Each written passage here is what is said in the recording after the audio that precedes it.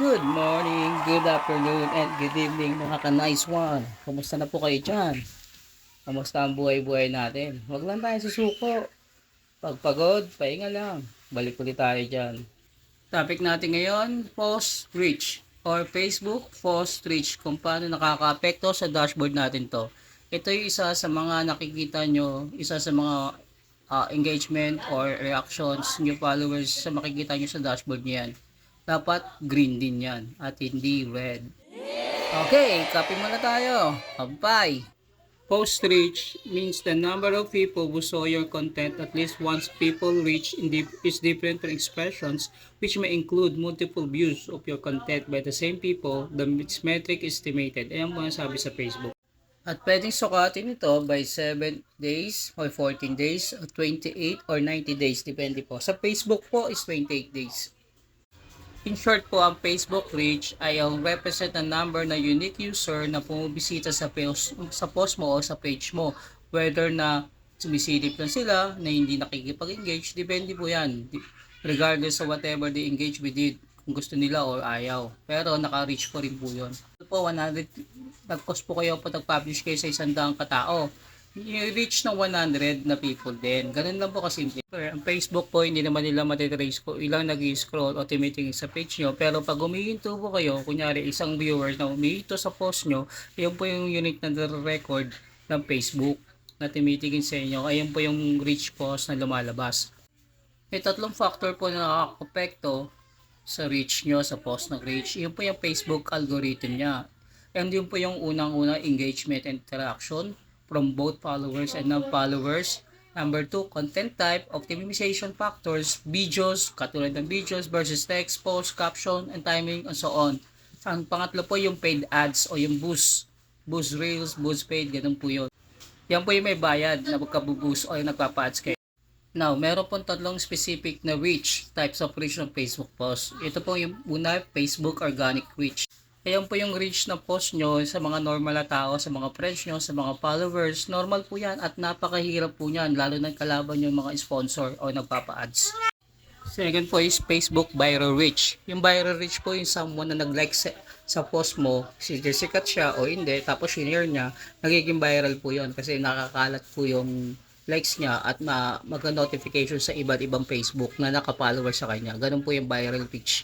The last one po is Facebook ad reach. Ito po talaga yung may bayad at saka mahal. Kaya po, papa-ads po kayo sa Facebook, mag-bayad kayo. At ang target po niyan, kung ano yung content nyo, yun yung audience nila. Kunyari, age 15 content nyo, dun po lang po siya lalabas sa mga ads na yun, sa mga Facebook na may age 50 po. Ganun po yun. Sa terms po ng reach, marami po niyang papasok na engagements and impressions. Ayan po yung mga susunod niya pagkatapos ng reach. Kanya po, yung reach, measure lang po yung how unique people saw your content. Next po doon, yung impressions. Measure the number of views of piece of content pag kinilik niya na po yun, yung post nyo. Tataas po yung higher impressions nyo pag marami na ho naghahanap o nakiklik ng post nyo. The last one po yung engagement. Diyan po tayo, diyan mag-react ang mga viewers nyo, like love, like, share, at magko-comment, and then mag-share. Ayan po ang perfect engagement. Now, dito na po tayo sa Facebook best practices na ginagawa ng iba para mapabilis ang kanilang post reach. First po, yung optimize your content formatting and caption for Facebook. Yung iba po, double cross-posting, like cross na Instagram, tsaka Facebook, tsaka Twitter. Kaya dumadami sila, tatlong po sa isang content. At andyan po yung crop, unique caption, yung mga hashtag. At dapat po iwasan yung pagpo-post ng mga external link. Yung manlilink, pag kinilik mo sa Facebook, lalabas sa ibang page. Bakit po yun? At dapat kung meron din kayong call to action o pwede mag-comment below na para pag-usapan sa post mo. Dapat po kasama yun.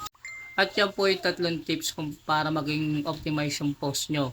Yung hashtag, avoid posting external link, at tapos po yung call to actions na comment below. Ang second part po is schedule your post. Kailangan po consistent kayo. Consistency mag-upload kayo lagi. Pwedeng daily, pwedeng every 2 days or weekly. Basta po consistent meron kayo. Third one po is time your post for perfections. Andiyan po ako Monday, Tuesday, Wednesday kung sa marami Facebook, weekends, or oras, umaga o gabi. Number 4 po, use videos and Facebook Live para maka-encourage kayo ng engagement. Diyan po lalabas sa mga live promotion. Number 5 po, get in front of fresh followers with Facebook ads. Ayan po yung pag-ads talaga. Kailangan para mag-boost kayo. At last po, kailangan nyo gumamit ng groups o third-party engagement para mapakalat ang post nyo.